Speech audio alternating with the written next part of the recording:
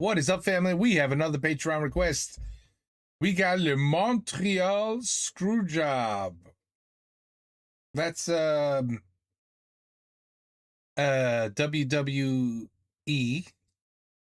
Bret Hart, the Bret Hart Screwjob, right? Everybody knows the Montreal Screwjob is Bret Hart losing the belt to what's his name? Never liked his ass. Come on, what's his name? Shawn Michaels. Shawn Michaels? I think so. Anyway, let's check it out. See? Even the French know about it. Je pense que vous le savez tous et je vous apprends rien, du moins j'espère, le catch c'est scripté. Et donc les catcheurs se mettent d'accord. What? What? WWE is scripted? C'est pas... It's scripted? C'est pas vrai? Quoi? It's fake? Oh, no. They know who's gonna win before they get in the ring? I'm just playing, of course. Okay, let's go. Avec les officiels en charge d'écrire les scénarios pour décider qui doit gagner un match, les histoires sont écrites en fonction de ça et généralement tout se passe bien. Et j'insiste sur généralement puisqu'en novembre 1997, Heartbreak Kid.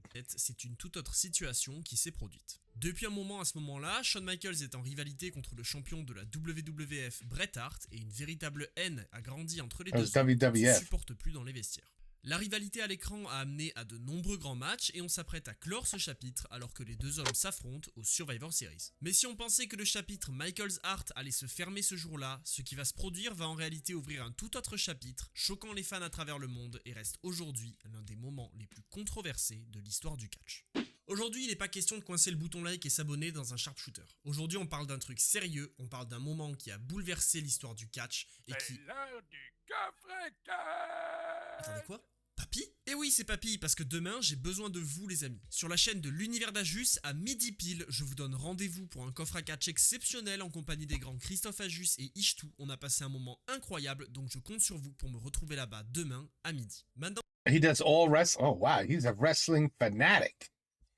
Okay. Vous avez rejoint l'Univers d'Ajus, il est l'heure... You know what wrestling, you know what the WWF and the WWE, you know what that is, right? It's soap opera. It's daytime soap operas for men, for boys, for guys. The women got, our days of our lives, right? They got that shit, right? They got Grey's Anatomy. They got all that crap that just never ends. We got WWE. Now, I will admit, when The Undertaker was only able to wrestle like once or twice a year, I stopped watching. I was done. And then all the newcomers, once The Rock left, The Rock was one of the greatest. I would laugh my ass off at just what The Rock would say. And then Steve Austin. I mean, there was it was a good time. It was great entertainment. But now, today, shit is stupid to me. I think it's just terrible. But anyway, but this, everybody knows about this. De parler de l'un des moments les plus choquants et inattendus de l'histoire de la WWE, le Montreal Screwjob. Right. I wonder how they came about doing that.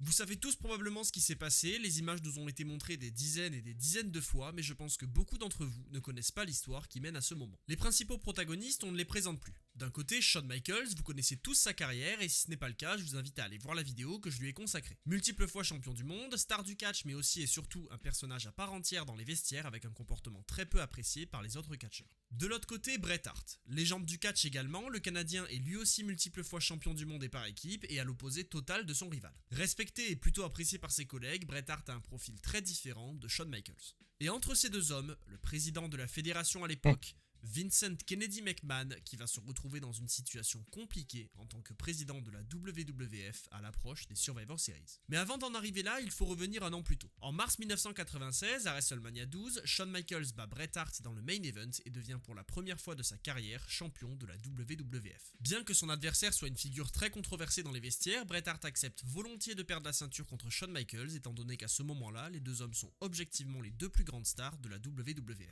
Mais si on peut clairement dire que les deux hommes sont à ce moment-là les plus grands noms de la WWF, ils ne sont malheureusement pour eux pas les plus grands noms du catch. Peu de temps après WrestleMania et pendant les 2 prochaines années, le principal concurrent de la WWF, la WCW, va enchaîner les grosses signatures et dominer son rival dans les audiences.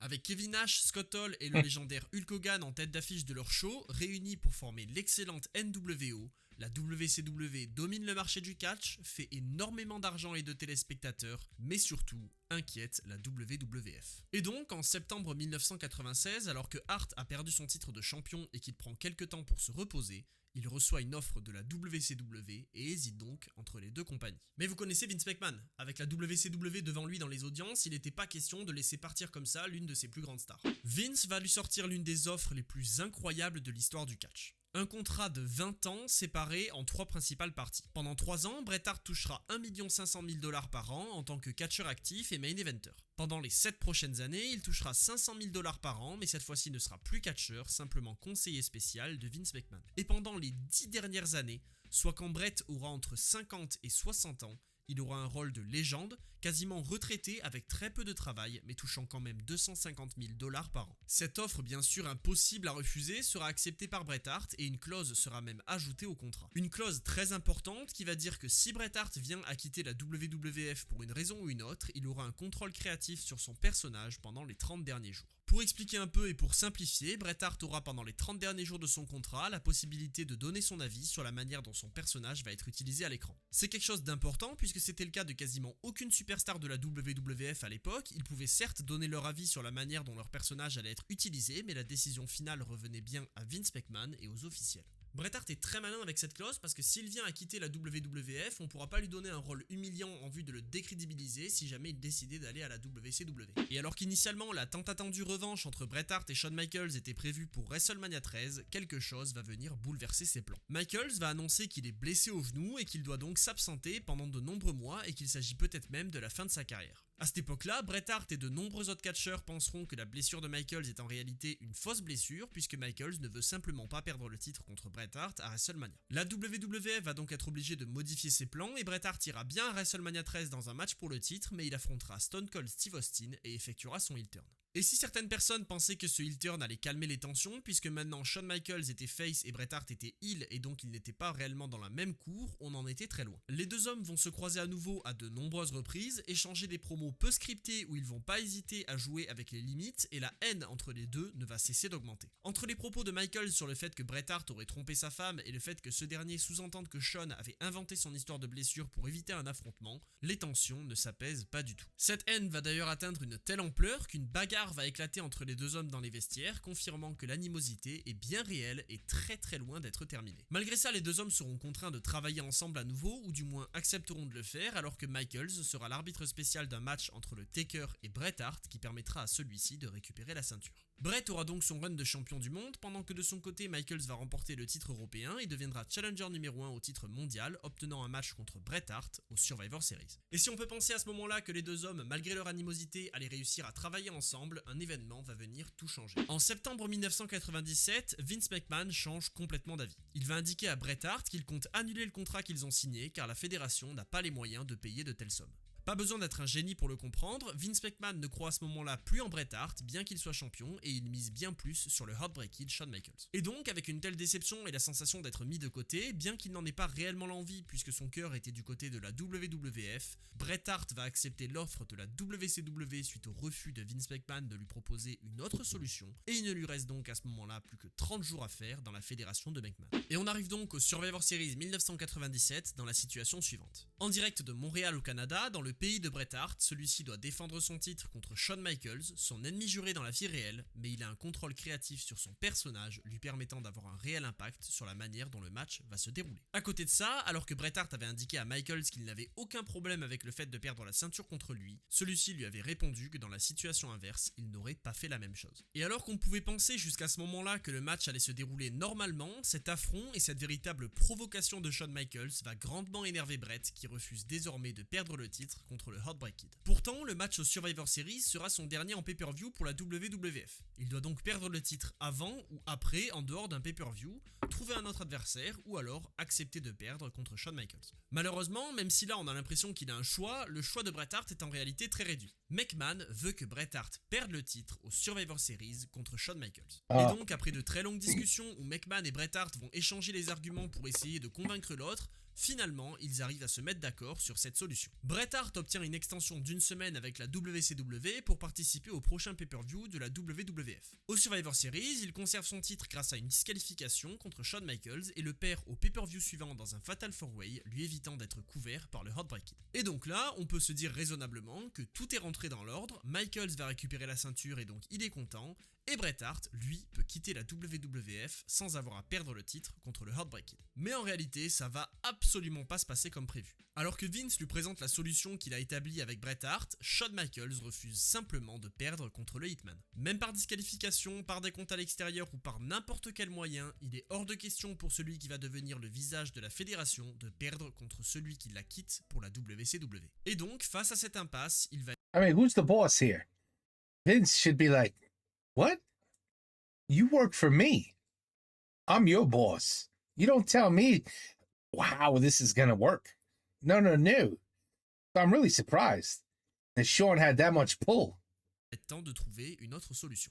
Bon, là l'histoire devient un petit peu floue parce qu'on sait pas réellement qui a suggéré l'idée, mais que ce soit Pat Patterson, Jim Cornette ou même Shawn Michaels lui-même, alors que personne n'avait de solution, quelqu'un a proposé une idée à Vince McMahon. À Survivor Series, la WWF et Vince vont simplement escroquer Bret Hart, lui faisant perdre son titre en sonnant la cloche alors que Shawn Michaels le tient dans une soumission. La décision est alors prise. Vince McMahon va arnaquer Bret Hart pour le forcer à perdre son titre contre Shawn Michaels. Mais Vince est clair. Il veut que Shawn et tous les autres agissent comme des innocents.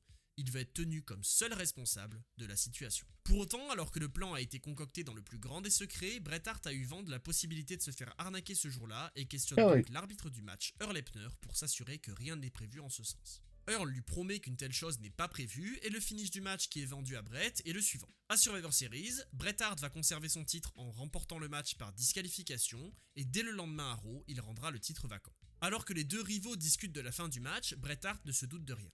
Les deux hommes préparent donc certains moments du match, notamment un segment dans lequel Shawn doit placer Bret Hart dans le sharpshooter avant que celui-ci retourne la prise pour faire réagir le public. Mais en réalité, Shawn Michaels sait une chose. Ce moment avec le sharpshooter, c'est ça la vraie fin du match.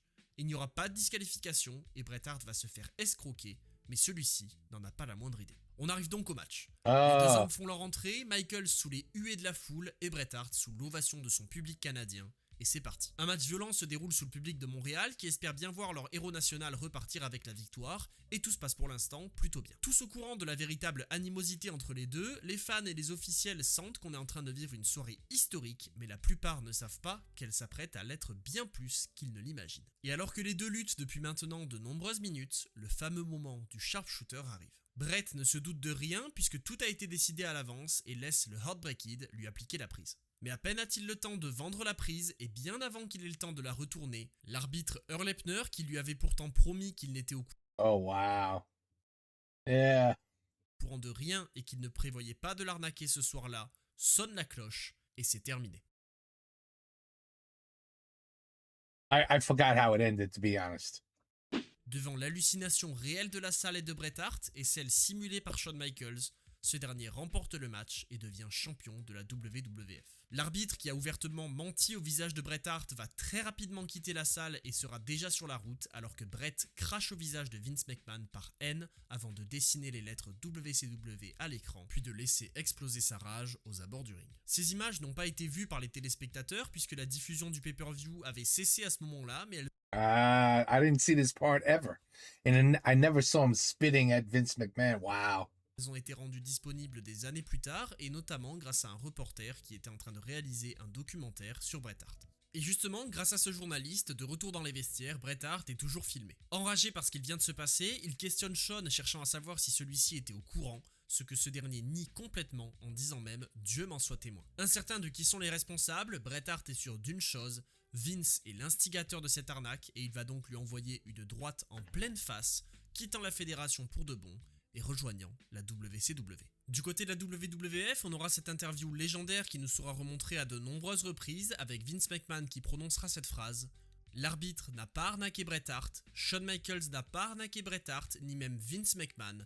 Bret Hart s'est arnaqué tout seul. » Ce que Vince va également dire dans cette interview, c'est que Bret Hart a refusé de faire la chose que tout catcheur doit faire en quittant la fédération qui a fait d'eux des stars, partir sur leur dos, c'est-à-dire accepter de perdre pour mettre la prochaine star en avant. Bon, l'histoire telle que je viens de vous la raconter, c'est l'histoire qui est supposée comme officielle et vraie par la plupart des gens. Malheureusement, la vérité totale, on ne la connaît pas et je pense qu'on la connaîtra jamais, mais il y a une théorie qui est très populaire qui consiste à dire que Bret Hart était parfaitement au courant et était lui aussi dans le coup. Quelle version de l'histoire est vraie, je vous laisse juger. Well, that you can never know because it's scripted. It's entertainment. Par vous-même, mais personnellement, je considère quand même que si c'est cette version qui a été gardée jusqu'à aujourd'hui, c'est soit que tous les protagonistes sont vraiment des génies et ont réussi à garder l'illusion, soit qu'effectivement Bret Hart s'est fait arnaquer ce jour-là. Chacun aura son avis sur cette histoire, mais une chose est sûre, c'est dans le cadre d'une rivalité bien réelle entre Bret Hart et Shawn Michaels avec une haine grandissante, mêlée à des histoires de contrats qui mèneront Vince McMahon à littéralement pousser Bret à quitter la WWF, ajouté à l'arrogance de Shawn Michaels et à l'impossibilité pour les rivaux de se mettre d'accord qu'au Survivor Series 1997 en direct de Montréal dans le pays de Bret Hart, Vince McMahon, Shawn Michaels et l'arbitre Earl Hebner ont bien escroqué Bret Hart. Attendez, avant de partir, je vous le rappelle, demain midi sur la chaîne L'Univers d'Ajus, je compte sur vous pour être là en masse puisque je serai avec Ishtou et Christophe Ajus. Oh, I guarantee you won't be. I guarantee demain you won't be with them. That I guarantee you, my friend. What? No. I could look into the future. No, it's not going to happen. It's not going to happen. Like et s'abonner dans un sharpshooter. No, it's not going to happen. Très vite pour parler de catch. Okay, so he's a big wrestling fan. But you know what? I would have to see when he has the sharpshooter on him. You know, you're supposed to tap the mat when you submit. You're supposed to be like, boom, boom, boom. You know, ref, I give up. Or you tap your opponent. If he didn't do none of that, and the referee just turned around and said, hit the bell. Yeah. He said he submitted. I mean, it should be that simple. Should be that simple. I mean, even in a script, you have to let the audience know he submitted. You know what I mean? I think it was a screw job. I do. I think. And if it wasn't a screw job and Bret was in on it, who the hell punched Vince in the face like that? Give him a nice shiner. Who did that? If Bret was on board, shit was a screw job. Believe me, it was a screw job. Anyway, it's interesting to hear the perspectives. It's just so some videos are. It's just funny, you forget. Like, wait a minute, other countries watch WWE also, not just us. So sometimes you just forget when you're in your own country watching things. Like, wait a minute, everyone around the world is watching this. And then you realize, holy shit, the WWE is way bigger than I think. But they don't travel to Europe often, if ever, right? They're constantly traveling from city to city, state to state, here, as far as I knew. I mean, they don't come to Paris, right? They don't come to Lyon. They don't come to South France to wrestle. Where you guys play your football. They don't go there and do WrestleManias and attract 80 to 90,000 people in the seats. No. As far as I know, no. So it's funny to see, that they're still that popular. Shit, there's a French YouTuber. That's all he does. This is WWF and E. So that's cool. No, I used to be into this. I used to be into it. I'm ashamed to admit it, but yes, I was into it, especially in the Hulk Hogan days. When Hulk Hogan, Macho Man, Randy Savage, all those guys, Rodney Piper, Schnooker, some shit. Schnooker, I think his name. Sergeant Slaughter, Andre the Giant, the Giant, just the Giant. Well, I think it was the Giant. What was that? He was big as hell too. Big John Studd. That's what his name was. I remember. Shit. Valentine with the figure 4 lock. Something Valentine. I forgot his first name. The King. I remember. Wrestling was fun. Oh, the Sheik. The Iron Sheik. Oh, he was great. Oh, it was all good times. It was fun. And then somebody told me, you know that shit is fake, right? It's like, get the hell out of here. It's not fake. It's real. What are you, crazy? It's real. And then the more I started watching, I was like, you know what? It does look like, when you punch somebody, shouldn't it hit their face and not miss everything? And when they like slap somebody here like this, would a normal person go, oh my God. Like, I was like, you know what? I think they are acting. Son of a bitch. But I still watched because it was entertaining. It was fun. Today, it's not fun to me. It's stupid. Just terrible actors too. They're just not good. I don't know. We had some good stuff back in the day. Anyway, voila. The Montreal Screwjob. Said by a French YouTuber. How you like that? Good stuff. Good stuff. Take care. Peace out. À la prochaine.